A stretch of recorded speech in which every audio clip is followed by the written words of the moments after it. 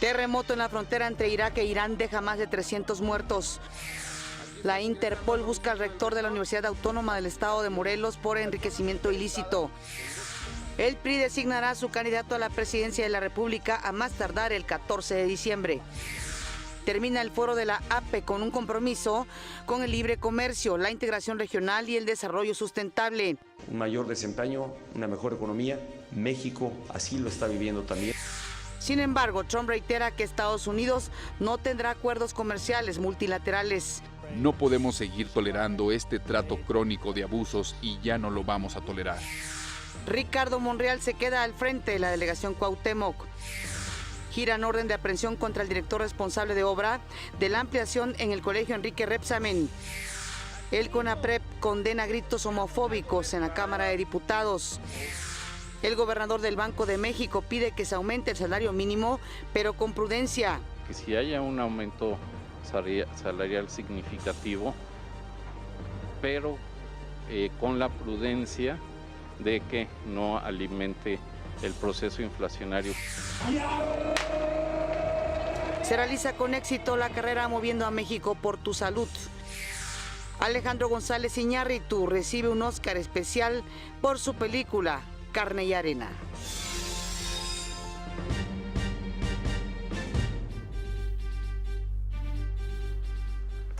Hola, ¿qué tal? Muy buenos días. Qué gusto que nos acompañen una semana más y en una edición más de México al Día. Sigue el frío bastante fuerte en el Valle de México. Amanecimos a 11 grados centígrados. Desde aquí, como siempre, un saludo también muy afectuoso a quienes nos están viendo en el interior de la República Mexicana. Saludo con gusto, como cada mañana, a mi compañero Omar Cepeda. Omar. Hola Pati, ¿qué tal? Muy buenos días, es un gusto saludarte, iniciar esta semana contigo, con ustedes y por supuesto desearles éxito en estos días. Tenemos la oportunidad de hacer grandes cosas. Saludo con mucho gusto también a Griselda Yebra, quien se encuentra en la lengua de señas y nos permite comunicarnos con ustedes. Acompáñenos, este es su informativo, le tenemos la noticia al día. Así es, un sismo de 7.3 grados en la escala de Richter se registró en la noche tiempo local entre la frontera en Irán e Irak. Hasta el momento, este terremoto ha dejado más de 300 muertos y al menos 1.700 heridos entre ambos países, aunque esta cifra de muertos, por supuesto, como ocurre con estos desastres, podría aumentar en las próximas horas. Vea usted las imágenes.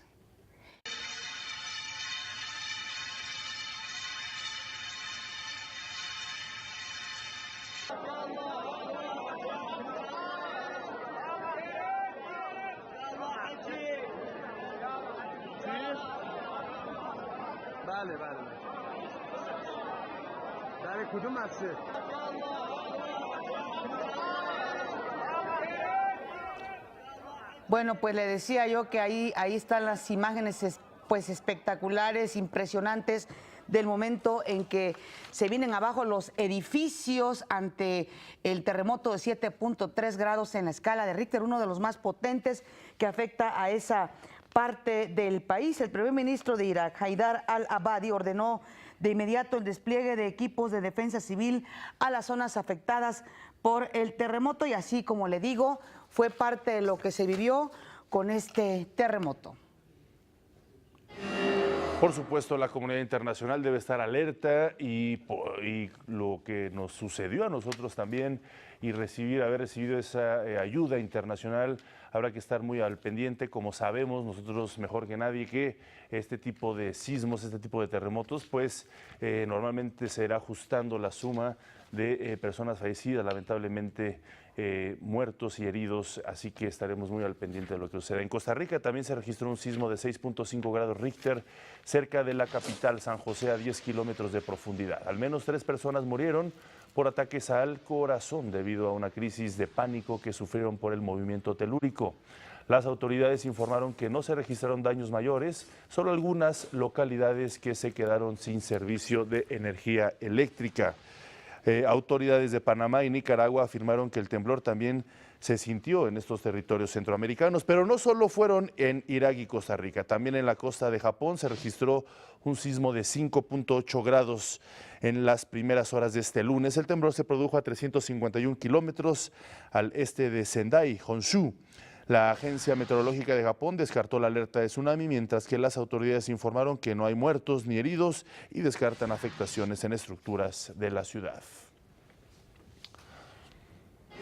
Vamos a hacer una breve pausa, regresamos con todo lo que sucedió en la PEC este fin de semana.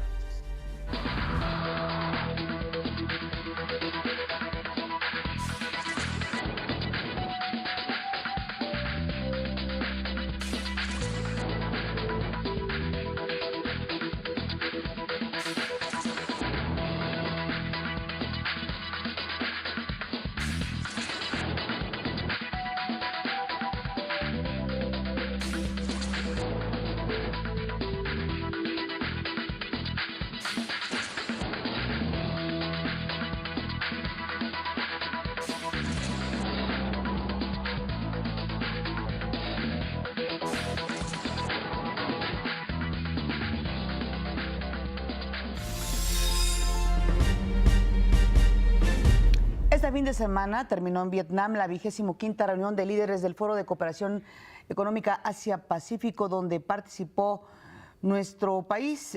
¿Cuáles fueron los principales resultados de este encuentro? Esta es la crónica. El foro de APEC concluyó con un compromiso de los 21 países que lo conforman, incluido Estados Unidos de América, con el libre comercio, la integración regional y el desarrollo sustentable e incluyente. Luego de 3 días de trabajos en Vietnam, los líderes de APEC rechazaron el proteccionismo y optaron por fortalecer la integración. El presidente Enrique Peña Nieto destacó el acercamiento de APEC con los países que integran el Acuerdo de Asociación Transpacífico, el TPP, y sobre todo el avance de México. Hablamos eventualmente, como seguramente ya puso al tanto a ustedes el secretario de Economía, de lo que se avanzó en términos de acuerdo para la proyección que tendrá hacia adelante la negociación del TPP 11. Durante una rueda de prensa al final de la gira, el presidente Peña Nieto enfatizó el pronóstico de crecimiento del Fondo Monetario Internacional de 3.7% en 2018 para los países de APEC. Un mayor desempeño, una mejor economía. México así lo está viviendo también.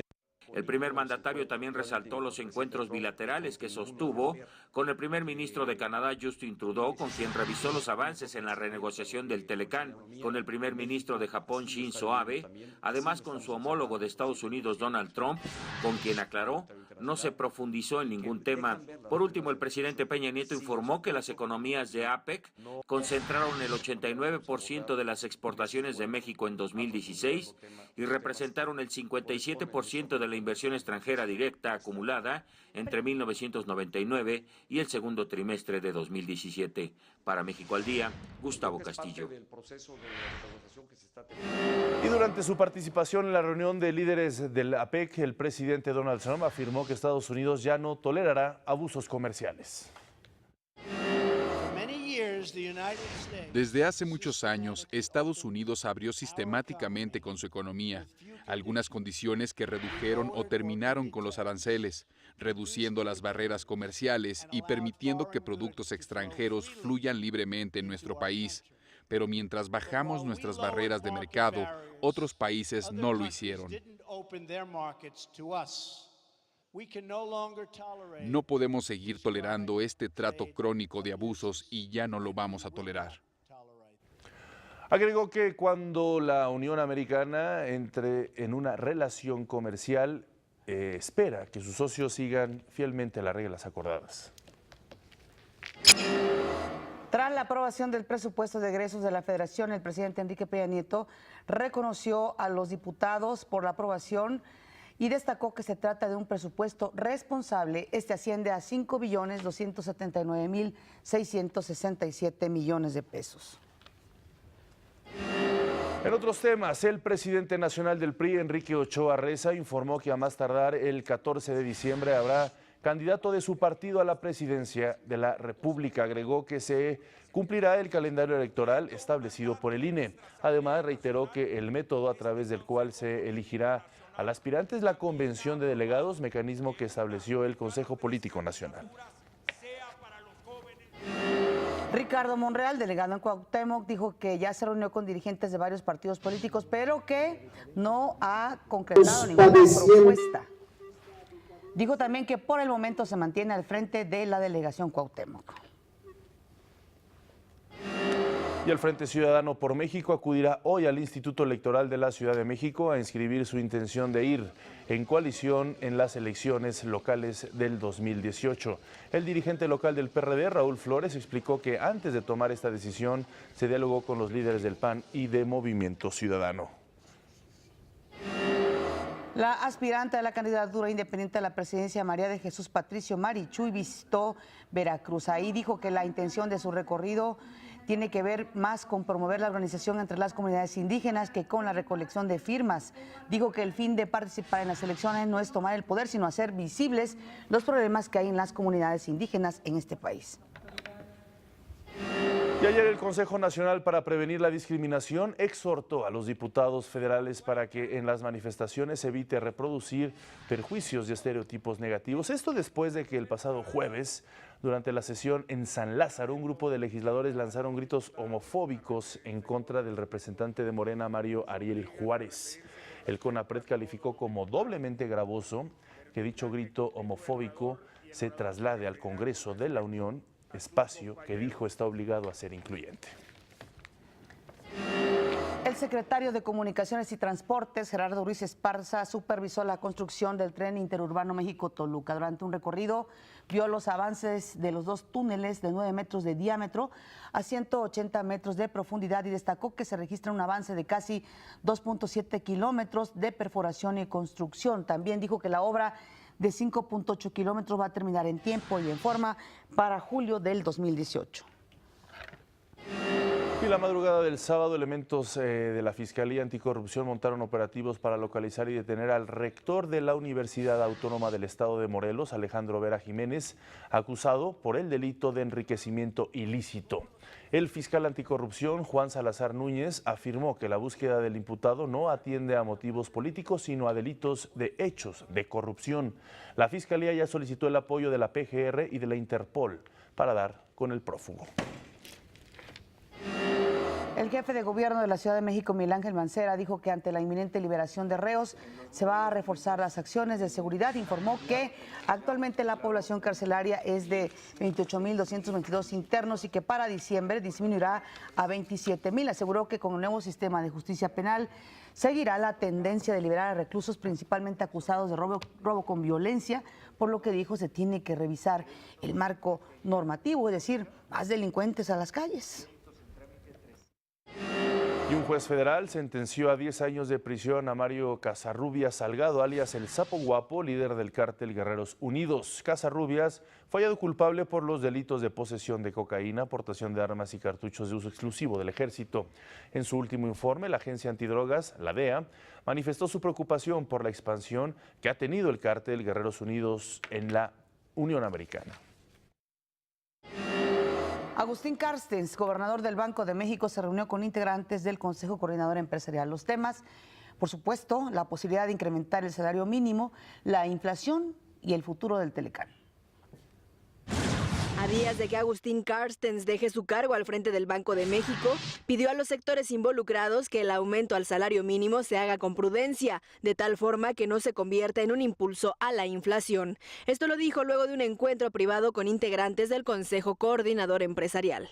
Si bien el Banco de México apoya que haya mayores salarios mínimos, que si haya un aumento salarial significativo, pero con la prudencia de que no alimente el proceso inflacionario, que es muy importante darle la vuelta. Juan Pablo Castañón, presidente del CCE, coincidió en que dicho aumento debe realizarse de manera responsable. Dijo que no hay que perder de vista que se enfrenta un proceso de recuperación por los daños que dejaron los sismos de septiembre. Tiene que ser sustentable con productividad y eso significa que tenemos que avanzar en la línea de pobreza que el Coneval nos da y que tenemos que superarla incluso, pero lo tenemos que hacer de manera sustentable, no solo por decreto. En otros temas, Carstens dijo que su sucesor deberá continuar con el proceso para abatir la inflación, la cual se ubica en un rango de 6.37%. El banco pues va a seguir muy vigilante de los determinantes de la inflación para asegurar que hacia finales del año entrante estemos cerca del 3%. El banco va a seguir haciendo su trabajo. Respecto a la renegociación del Tratado de Libre Comercio de América del Norte, Juan Pablo Castañón informó que la iniciativa privada ya está lista para la quinta ronda, la cual se celebrará en la Ciudad de México del 17 al 21 de noviembre. En este sentido, dijo que sí hay preocupación por la política fiscal que pudiera adoptar Estados Unidos, ya que se enlaza con la negociación del Telecán y con la economía interna del país, por lo que dijo se tendrían que implementar políticas espejo. Los retos es continuar en la negociación, atender los temas más difíciles. Estamos seguros de que no tendremos solución de los temas más difíciles para la industria textil, para la industria automotriz y para el campo mexicano, pero también estamos seguros de que podemos avanzar en el resto de los temas. Agustín Carstens, gobernador del Banco de México, recibió un galardón por parte del Consejo Coordinador Empresarial en reconocimiento a su trayectoria. Para México al Día, Flor Hurtado. Y México asumió la presidencia de la Comisión Interamericana de Desarrollo Social, que forma parte de la Organización de los Estados Americanos. Esto se determinó durante una reunión celebrada en Washington, allá en los Estados Unidos. Javier García Abejo, subsecretario de Planeación, Evaluación y Desarrollo Regional de la Sedesol, dijo que estos encuentros permiten construir soluciones para apoyar a quienes se encuentran en condiciones de vulnerabilidad en Latinoamérica.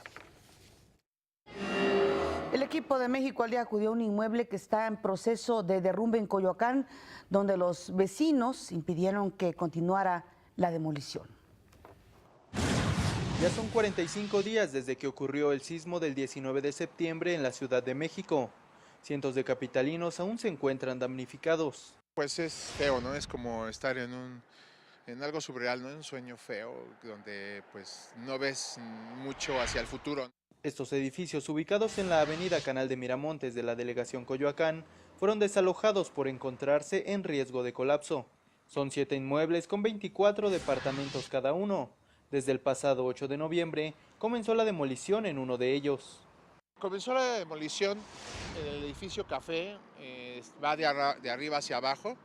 Les dieron 15 minutos a los inquilinos de sacar pertenencias mediante una grúa, pero solamente ropa y artículos en específico, como era algo pequeño, y también lo que es papeles importantes.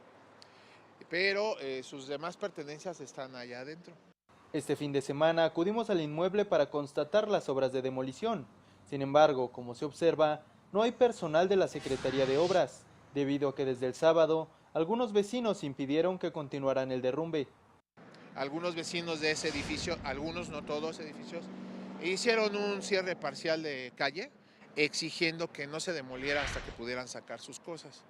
Entonces eso detuvo ayer la obra y obviamente, como vemos ahorita, pues no hay ningún trabajador. Vanessa vivía en el edificio 2990, que no será demolido hasta que concluyan los trabajos en el número 3010. Pues, ¿qué te puedo yo decir? No, yo aquí tenía mi vida. Tengo 2 hijos pequeños, tienen 4 años. Pues estamos en la calle.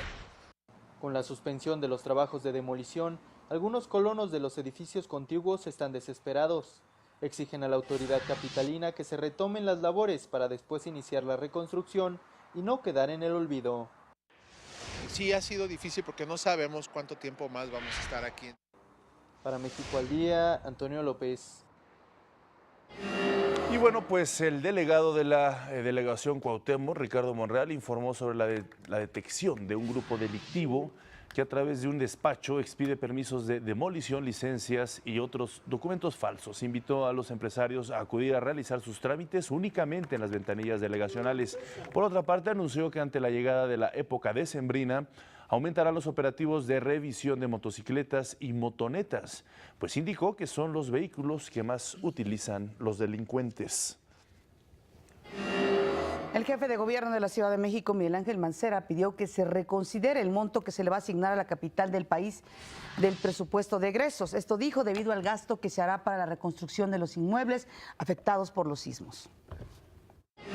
Se supone que se iba a hacer una reestructura del presupuesto, pues es lo que todavía no he visto, para un 13%. Este año otra vez castigaron a la Ciudad de México con un 50%, casi 50% de descuento del Fondo de Capitalidad. Porque lo que ya se le dio a la Ciudad de México alguna vez, que fueron más de 4,000 millones, eso es lo que mínimamente necesita. Vamos a ver qué decide finalmente el Pleno. Yo reitero mi llamado a los diputados del Frente, porque pues esto es en donde se requiere precisamente el apoyo, y la Ciudad de México lo está solicitando. El jefe de gobierno capitalino anunció que la próxima semana presentará el avance de los estudios realizados sobre las grietas que aparecieron en la delegación Tláhuac tras el sismo. El análisis indicará las acciones a implementar, así como el plan de trabajo de demolición, atención en drenaje y afectaciones en inmuebles que se llevará a cabo particularmente en la colonia del Mar. Por otra parte, agradeció la contribución de $750,000 otorgados por la Fundación Rockefeller a la Ciudad de México. Los damnificados por el sismo en la Ciudad de México entregaron al Senado una propuesta para que se tome en cuenta en el presupuesto del próximo año. Los afectados proponen integrar un plan financiero que incluya recursos del sector privado mediante el Fideicomiso Fuerza México y del Fondo de Atención de Desastres Naturales. Y un juez giró orden de aprehensión contra el director responsable de obra que supervisó la ampliación en el Colegio Enrique Rebsamen de la Ciudad de México. La Procuraduría Capitalina lo acusa de homicidio culposo después de que los peritajes demostraran que el departamento que construyó la dueña en uno de los edificios hizo que este colapsara. Vamos a una pausa, regresamos.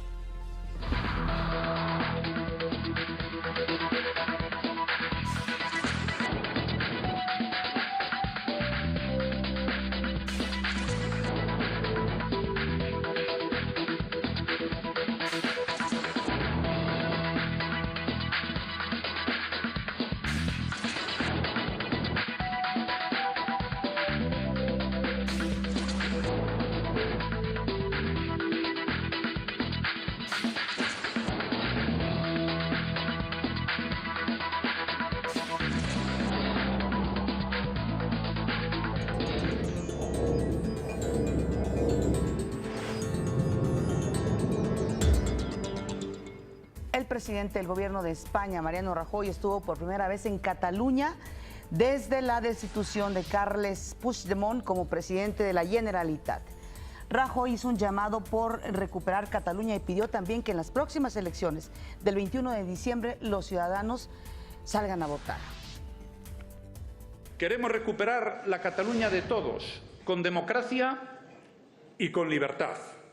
Podremos conseguirlo si la mayoría silenciosa convierte su voz en voto. Pidió a las empresas que se queden en Barcelona.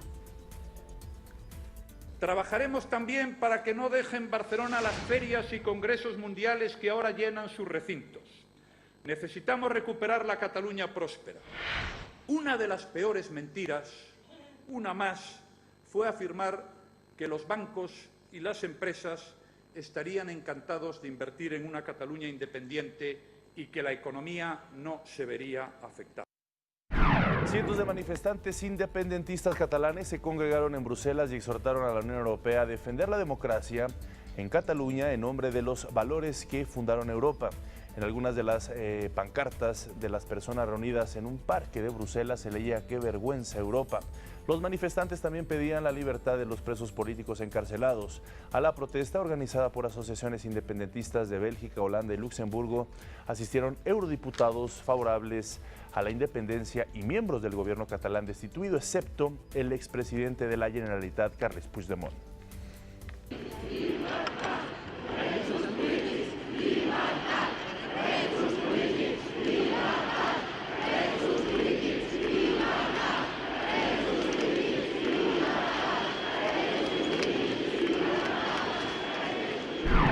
El negociador de la Unión Europea para el Brexit, Michael Barnier, reconoció que no descarta el fracaso de las negociaciones para la salida del Reino Unido y que prepara planes para afrontar esa posibilidad. Aseguró que en la cumbre de mediados de diciembre debe haber un acuerdo en diversos aspectos, pero dijo que aunque se han logrado progresos, todavía no se puede dar por hecho por lo que no descartó que se posponga el plazo de la salida del Reino Unido si no hay consenso suficiente. También reiteró la voluntad de Bruselas de que el Reino Unido permanezca en la Unión Aduanera y el mercado único, pero recordó que la primera ministra británica, Theresa May, apuesta por un acuerdo comercial.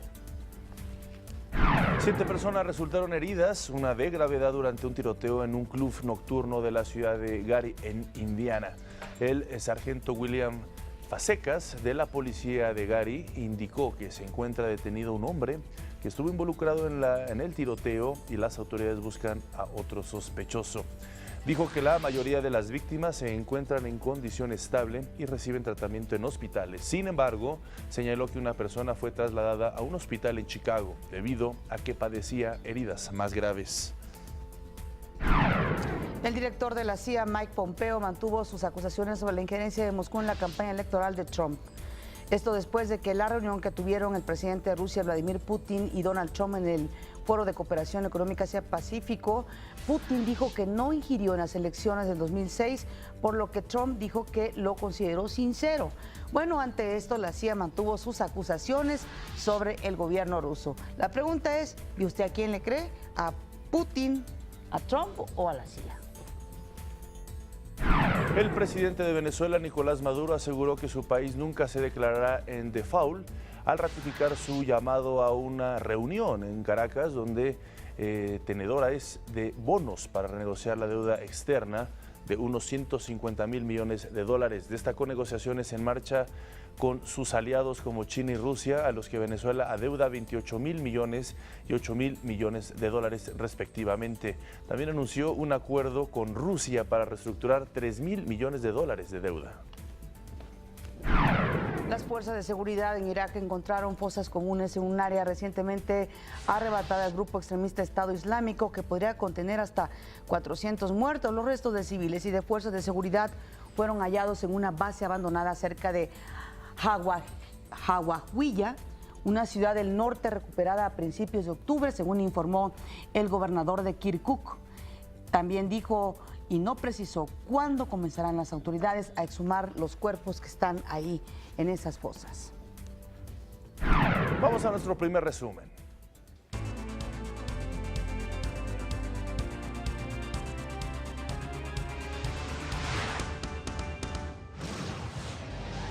Un terremoto de 7.3 grados Richter entre la frontera de Irak e Irán deja más de 300 muertos y al menos 1.700 heridos.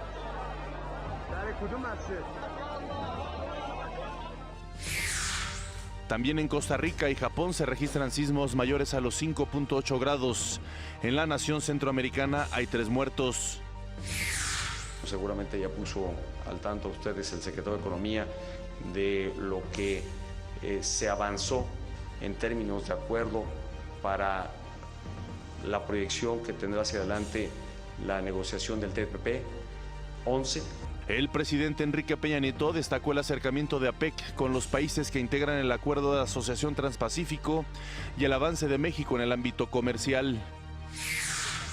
El presidente nacional del PRI, Enrique Ochoa Reza, aseguró que antes del 14 de diciembre nombrarán al precandidato presidencial del partido. Ricardo Monreal anuncia que se queda al frente de la delegación Cuauhtémoc. Dictan auto de formal prisión al rector de la Universidad Autónoma del Estado de Morelos. En noticias internacionales, Mariano Rajoy visita a Cataluña y pide a los ciudadanos salir a votar el próximo 21 de diciembre. Más adelante concluyó la 6ª edición de Los Cabos Films Festival con la presencia de la actriz Nicole Kidman. Y en los deportes, las Chivas Rayadas del Guadalajara golean 6-4 al América y avanzan a la final de la Liga Femenil MX.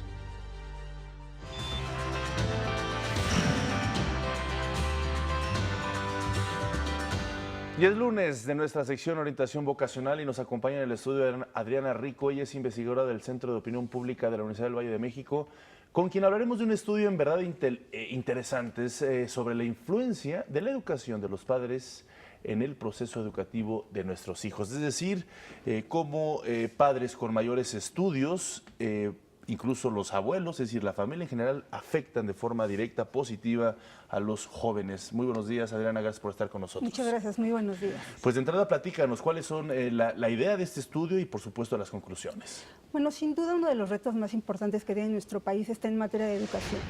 La educación tiene que ser vista obviamente como una inversión obviamente a mediano y largo plazo, pero que sin duda todas las ventajas y consecuencias que trae que nuestra población tenga una mayor escolaridad se va a traducir en términos obviamente de economía, de productividad, pero también de movilidad social y de mejores condiciones para nuestra población. Por lo que es fundamental entender si estudiar todavía sigue siendo una idea bien vista en nuestra población y obviamente cuál es el papel que los padres están jugando para motivar a sus hijos a estudiar, qué les decimos, cómo los motivamos, porque no solo es importante motivarlos, sino establecer qué tipo de motivaciones le damos a nuestros hijos para estudiar, también inclusive esos consejos de qué estudiar. Estudio lo que estudió mi padre, lo que estudió mi madre, o simplemente con superar el nivel al que llegaron mis padres, con eso es suficiente, pero también qué estudiar, qué tipo de carreras, en todo caso el papá puede influenciar a que el hijo estudie. Si el papá tal vez percibe que hay carreras o materias que no son útiles, o como al papá no le gustaron o le fueron difíciles tal vez en su escolaridad, pues entonces yo podría motivar o desmotivar a mi hijo a estudiar carreras vinculadas con esas materias que tal vez a mí no me gustaron cuando yo estaba cursando mi escuela. Claro. Yo te pregunto ahora sí, desde un principio. Primero, ¿qué tan importante o qué tan trascendental es la influencia de los padres en la educación? Y segundo, hay una tendencia, no sé si de los últimos años, en el sentido de que muchos padres trabajan ambos, ¿no? Padre y madre trabajan y creen que la escuela es la solución para la educación de los hijos. ¿Qué reveló este estudio al respecto? Mira, si bien no va a ser obviamente una condicionante, es decir, si el papá estudia secundaria, eso no va a condicionar a que mi hijo solo estudie la secundaria, ¿no? Sí seguimos viendo que la educación es un aspecto fundamental, tanto para el desarrollo del país como para el desarrollo del ser humano, en este caso de los hijos, pero sí se ha visto que hay una complicación en términos de que ahora los padres tienen que trabajar, y entonces los hijos muchas veces tienen que quedarse solos o a veces al cuidado de los abuelos, por ejemplo, eso también en otros estudios lo hemos visto, y entonces, ¿qué pasa con la responsabilidad del papá? ¿Qué tanto se involucra en esa educación? Si es que hay un acompañamiento. Por ejemplo, en el estudio una de las cosas que veíamos justamente es que papás que nos dicen, a mí cuando estaba estudiando, mis padres me motivaron, me apoyaban en las tareas, vemos que ahora en esos padres que se sintieron mucho más motivados, ahora tienen hijos, digamos en una proporción, si evaluamos la deserción escolar en esas familias, hay menos deserción escolar en esas familias de padres que se sintieron motivados que aquellos padres que no se sintieron motivados. Entonces, te estoy hablando de porcentajes del 74% contra el 26%.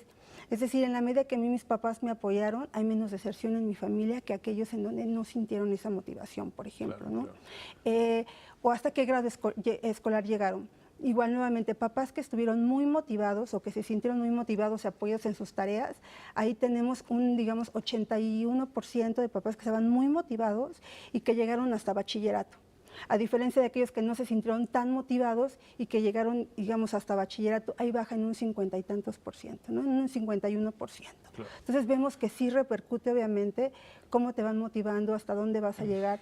Porque obviamente si el papá le ve el valor a la educación, te va a motivar para que sigas estudiando. Claro. ¿No? Ahora bien, Adriana, este estudio, ¿en qué estado se realizó? Y si encontraron diferencias en hombres, mujeres, en pues los distintos niveles socioeconómicos de nuestro país o zonas rurales y urbanas. Sí influye.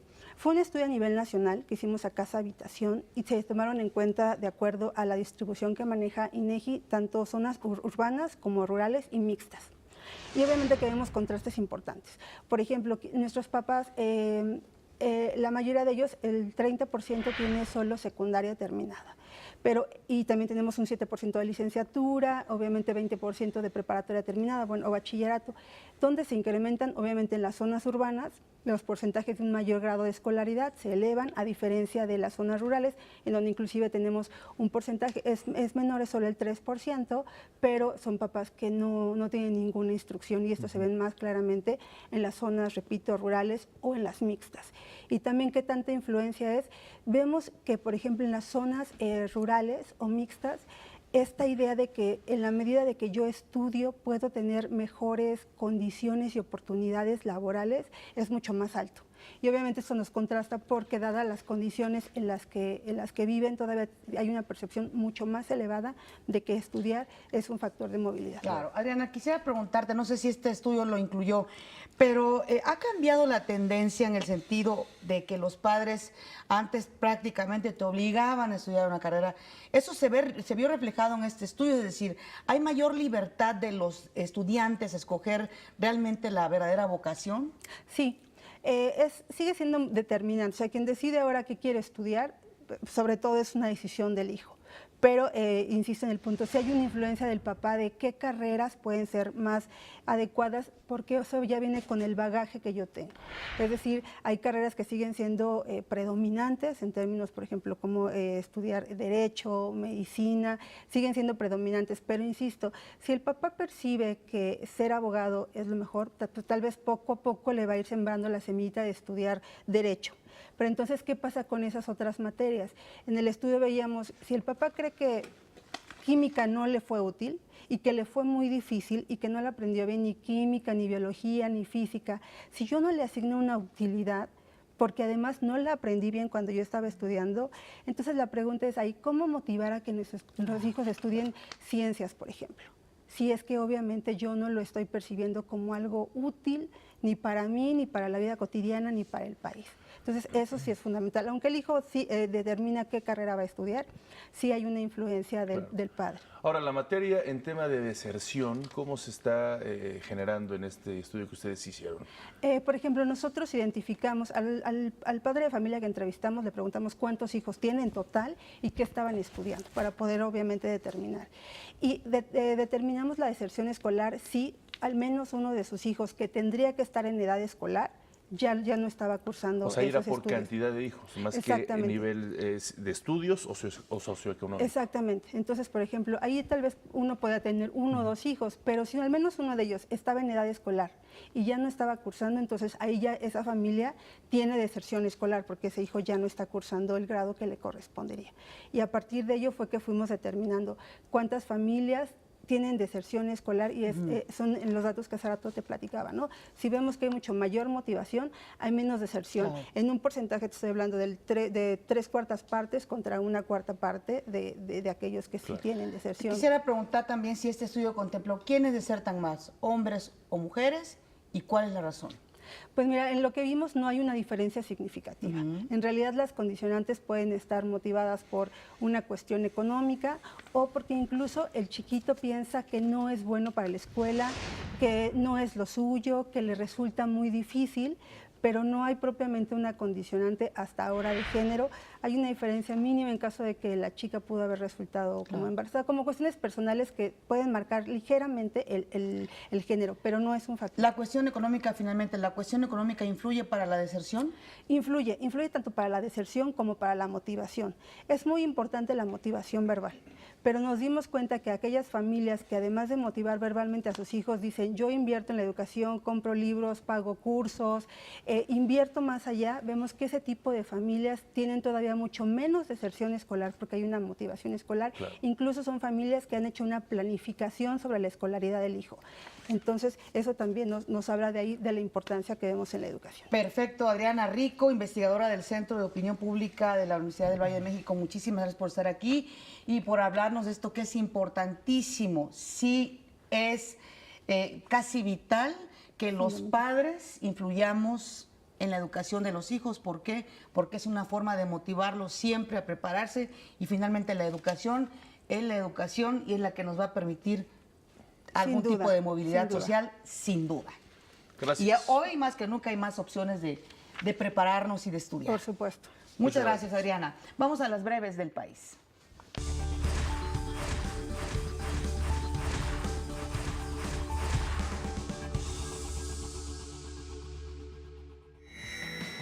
El Servicio Meteorológico Nacional prevé para hoy ambiente frío y posibles heladas en el noreste, oriente y centro del país, así como temperaturas inferiores a los 5 grados en las zonas montañosas de Baja California y Sonora.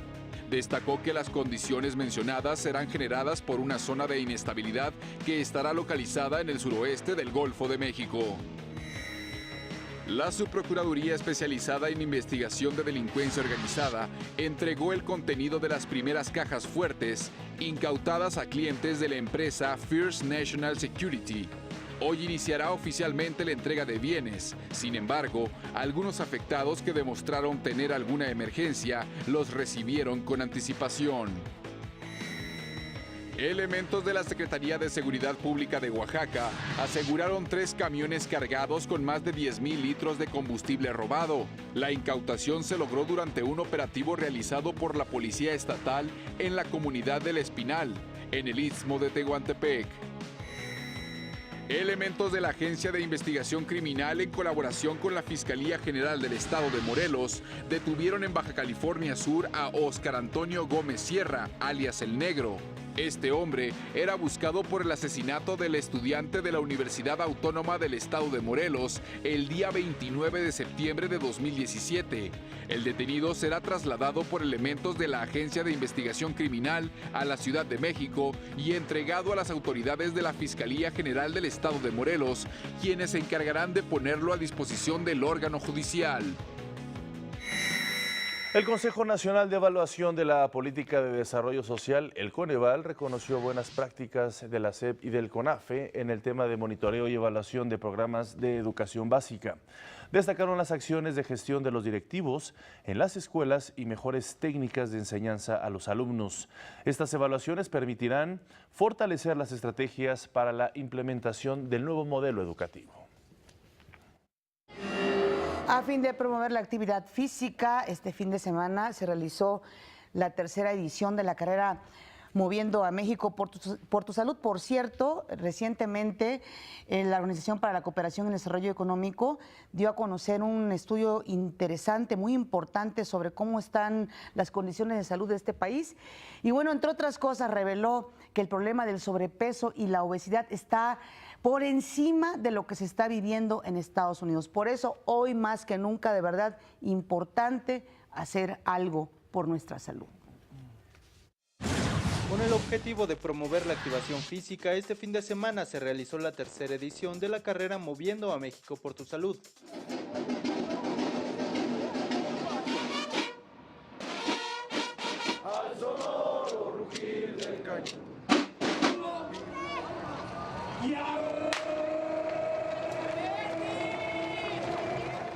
Se llevó a cabo simultáneamente en todos los estados del país, con la intención efectivamente de combatir el sobrepeso, la obesidad y por supuesto las enfermedades que están ligadas a este problema. Participaron más de 63,000 personas en las categorías de 5, 10 y 21 kilómetros. Esto ayuda mucho a la salud, ayuda mentalmente, espiritualmente y evidentemente físicamente. Yo apoyo lo que el gobierno está haciendo. Hay menos enfermedades, menos incapacidades. Te desestresas, te relajas, favoreces la actividad muscular, la cardiovascular, la respiratoria. De acuerdo con el secretario de Salud Federal, José Narro Robles, combatir la obesidad es de suma relevancia, pues esta está ligada a otros padecimientos como la diabetes e hipertensión. Además, las muertes por obesidad en México aumentaron durante el último año. De 98,500 efectivamente a más de 105,500.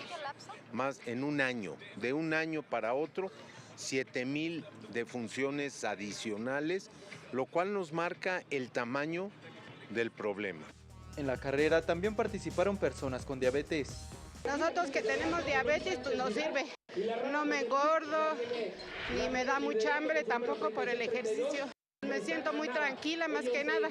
Los ganadores en la categoría de 5 kilómetros fueron Gabriela Eleno Hernández y Fernando Daniel Martínez Estrada.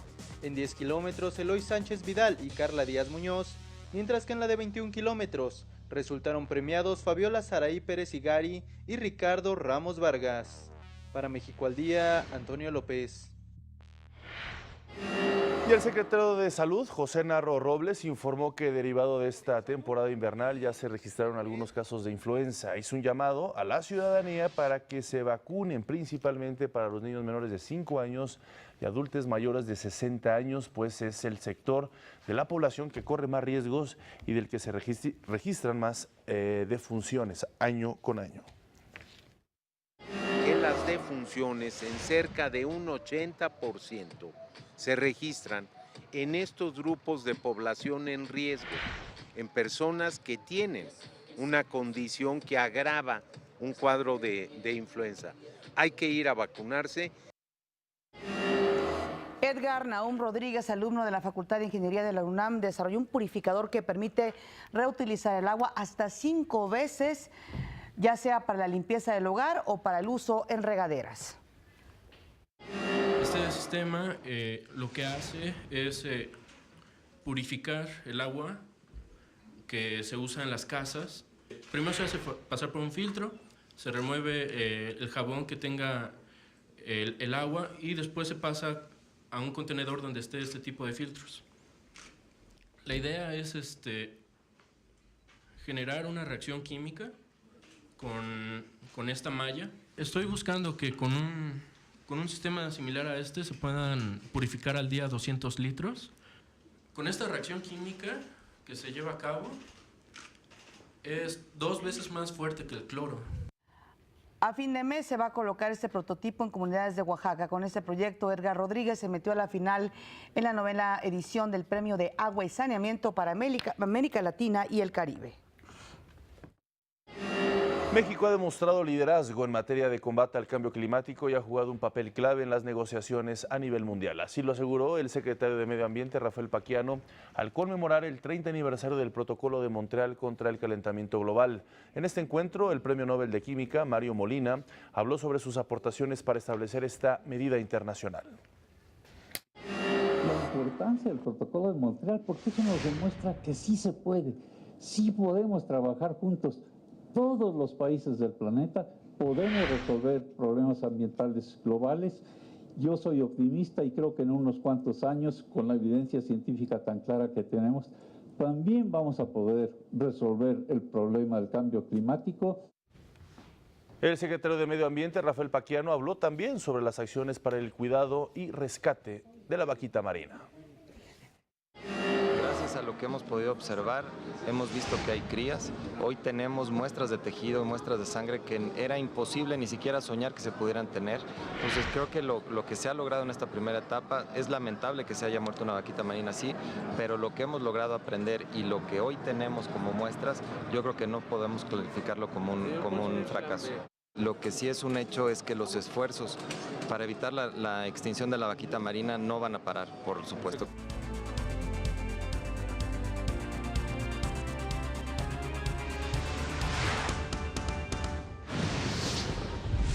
El presidente Enrique Peña Nieto reconoció a las y los diputados por la aprobación del presupuesto de egresos de la Federación 2018.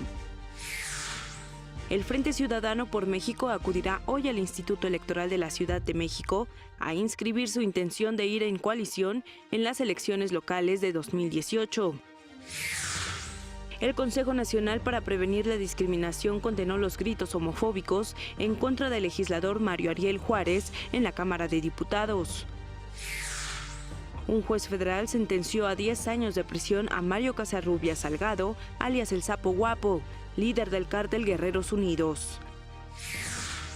En noticias internacionales, 7 personas resultaron heridas durante un tiroteo en un club nocturno de la ciudad de Gary, Indiana.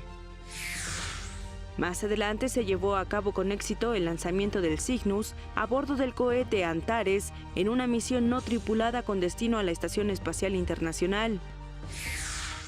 Y en los deportes, Croacia obtiene su pase al Mundial de Rusia 2018 tras vencer a Grecia 4-1 en el global en partido de repechaje.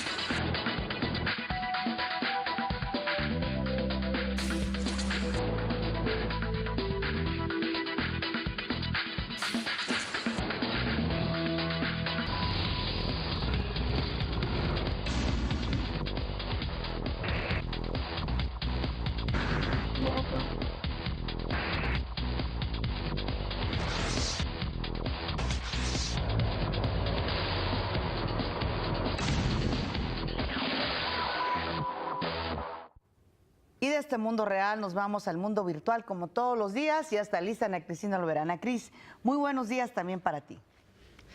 Muy buenos días, Pati, Omar, qué gusto me da saludarlos, empezar con ustedes una nueva semana de noviembre y por supuesto con todos quienes nos sintonizan a través de la señal del canal 22 de Ingenio y de Aprende TV.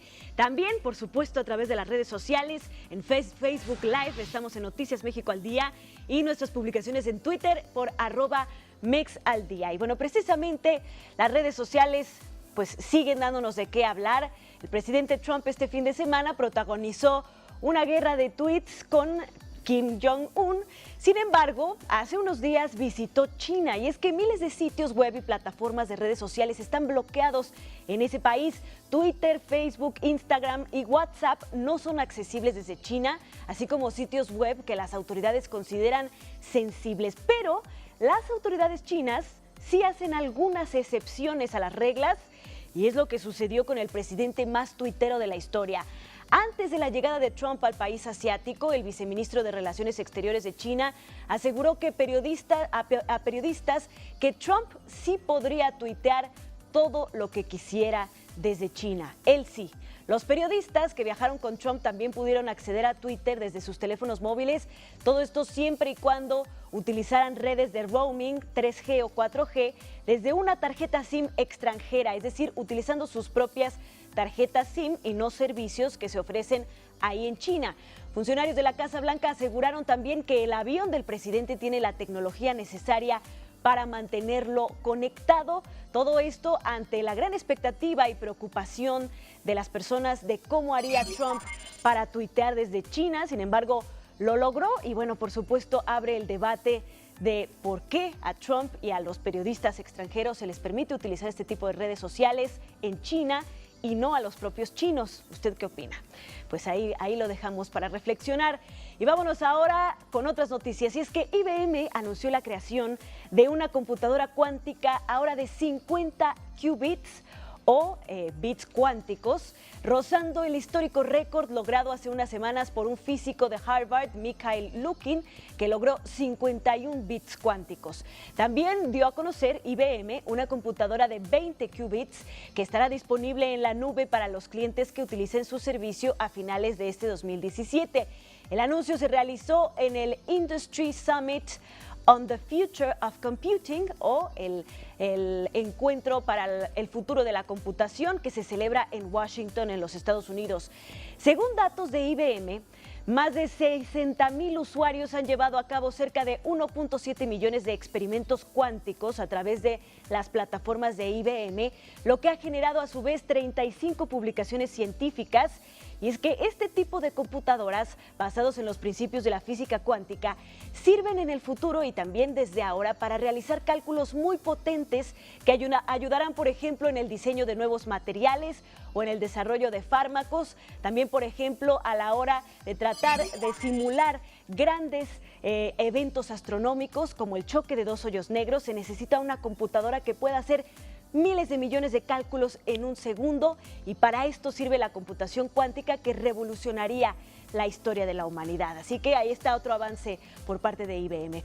Y este domingo se llevó a cabo con éxito el lanzamiento de una nave Cygnus a bordo del cohete Antares en una misión no tripulada con destino a la Estación Espacial Internacional para entregar cerca de 3 toneladas de alimento, equipo y por supuesto materiales para experimentos científicos en el único laboratorio en órbita de la humanidad.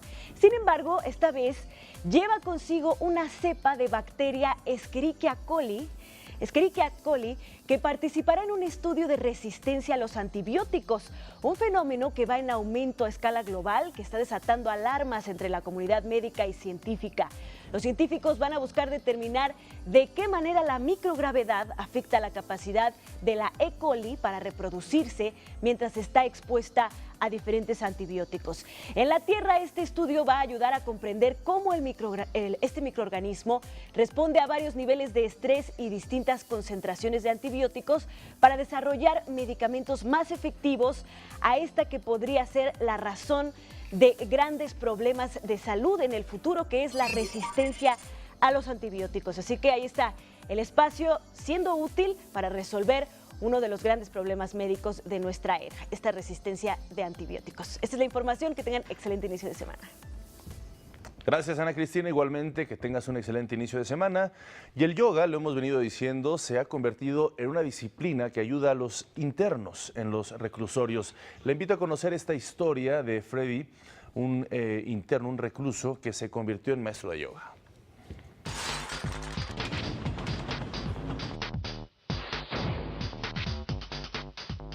Por más de 6 años, Freddy estuvo preso en el penal de Atlacholoaya, Morelos. Sin embargo, ahí encontró un camino que le cambió la vida. Hoy es un exitoso maestro de yoga dedicado a compartir esta práctica dentro y fuera de centros penitenciarios. Al ser del estado de Oaxaca, de una zona marginal, como muchos estados, eso me llevó a delinquir. Mi padre es campesino, mi madre es ama de casa, entonces como que no se tiene oportunidades luego para crecer espiritualmente en un medio donde está muy arraigada la pobreza y un poco el deterioro. Por empatía con quienes compartió estos 6 años y las ganas de retribuir lo aprendido, desde que salió libre se ha dedicado a enseñar yoga en barrios, centros comunitarios y cárceles. En la sociedad se separa de las cárceles los pones a las orillas, quiere esconder eso que es producto de la sociedad, el aislamiento, el sentirse sapo de otro pozo, el sentir que no tienes los recursos, te hace que lastimes a alguien, te separas del humano. Actualmente imparte clases diarias en la comunidad de diagnóstico integral para adolescentes en la Ciudad de México, institución tutelar enfocada a la reinserción social de menores con antecedentes criminales. Sacas tu estrés por el encierro. Sí, bastante me ha ayudado en el aspecto de no estar alocado, de agresivo. Mejor pido que me saquen a clases de yoga y comienzo a hacer yoga. El entusiasmo y dedicación de los chicos de la comunidad durante su clase de yoga refleja cómo esta actividad se ha convertido en favorita. Sueltas todo lo que sientes, lo que tienes, sueltas todo y te relaja, o sea, se siente chido. Te relaja y Freddy pues es un buen maestro. Aún existe inocencia en el corazón de estos adolescentes. Solo basta sentarte a su lado, escucharlos, tratarlos como iguales, y eso es justamente lo que hace Freddy. Humaniza la percepción negativa que a estos casi niños les han hecho creer de sí mismos, dándoles la oportunidad de transformar sus vidas. Formar a instructores dentro de las cárceles. Estas personas que están aisladas, que de ahí salgan para compartir sus experiencias y sus prácticas, como lo que pasó conmigo, que esta gente que está encerrada igual como yo lo estuve, que sea réplica, mejorada y recargada de sí mismo. Yo quiero ser como Freddy. Toda la banda. Manos derecha arriba y dicen Om Namah Shivaya. Om Namah Shivaya. En México, cada día hay muchas más personas que en reclusión tienen acceso a clases de yoga, entre las cuales algunas ya tienen como proyecto de vida compartir esta práctica. Paso corto, ya. Para México al Día, Omar Vera.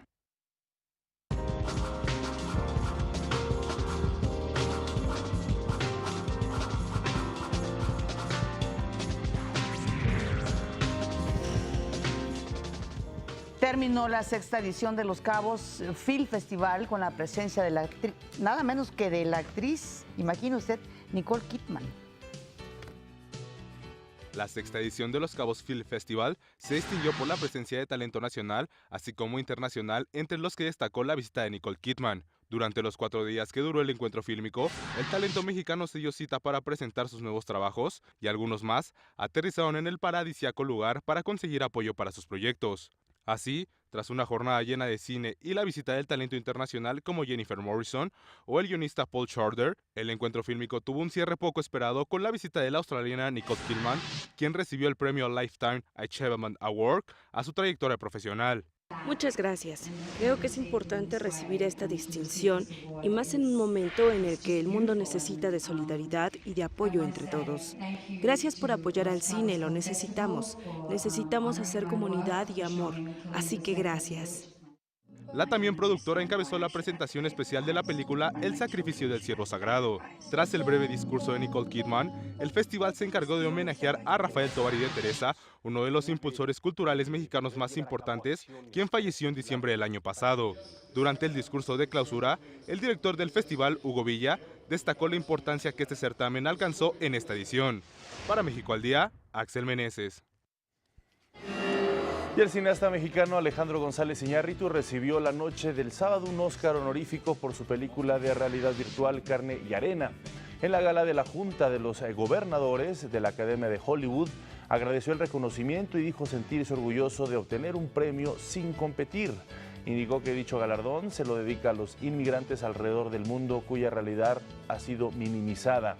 Carne y Arena permite al espectador recrear sensorialmente el recorrido de los migrantes mexicanos y centroamericanos por el desierto de Sonora, fronterizo con el estado de Arizona, allá en los Estados Unidos.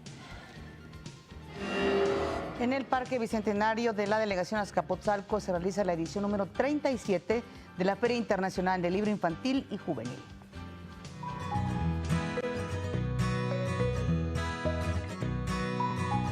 Esta fiesta literaria es organizada por la Secretaría de Cultura Federal y busca fomentar la imaginación y creatividad de los menores. Compré uno que tiene un libro, un cómic y también compré un libro de chistes, refranes, colmos y piropos. Sí es bueno porque te ayuda a tu mente y para cuando seas grande te puede ayudar en mucho. Participan más de 1000 sellos editoriales. Tenemos libros desde para bebés, para estimulación temprana con texturas, etcétera, hasta libros ya para jóvenes. Aquí van a encontrar los mejores títulos infantiles y juveniles, las novedades, los títulos reconocidos. El programa también incluye 2.500 actividades entre talleres, cuentacuentos, firmas de libros, conciertos, entre otras. Los invitados especiales son Baja California y España. Este último cuenta con una carpa donde promueve actividades para que los asistentes conozcan a artistas españoles. Estamos dando un taller de Pablo Picasso. La idea es que los niños y los muchachos puedan conocer un poquito más de la obra y de la vida de Pablo Picasso. La Feria Internacional del Libro Infantil y Juvenil se realiza en el Parque Bicentenario de la Delegación Azcapotzalco y concluye el próximo 20 de noviembre. La entrada es libre. Para México al Día, Antonio López. Vamos a hacer una pausa. Le recuerdo que está usted viendo México al Día.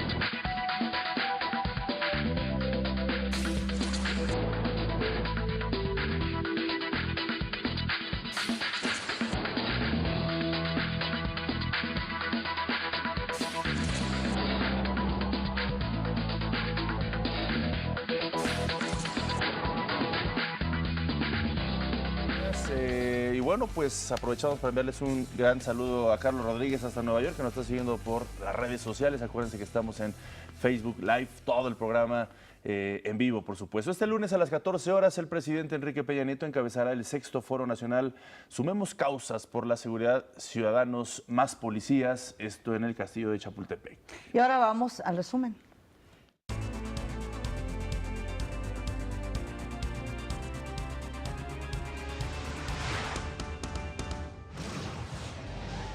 Un terremoto de 7.3 grados Richter entre la frontera de Irak e Irán deja más de 300 muertos y al menos 1.700 heridos.